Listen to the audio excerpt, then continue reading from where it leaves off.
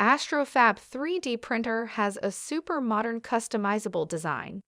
You may purchase different color visors and customize your AstroFab to match your lifestyle. Changing the visor is an easy process. First, open the visor. Unscrew the two retaining screws from inside of the ears.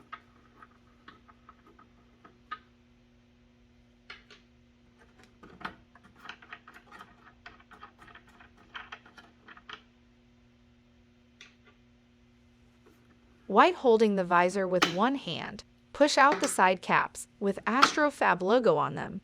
Once both caps are removed, you may remove the visor from the printer. To install the new visor, place the visor in place as shown in the open position. Align the holes on the frame to the hole on the body and insert the side caps in place. If needed, while inserting the side caps, adjust the frame slightly so that the side caps are fully inserted in place.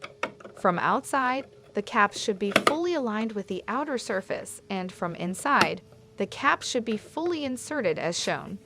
Next is to tighten the thumb screws on both sides, and you are done.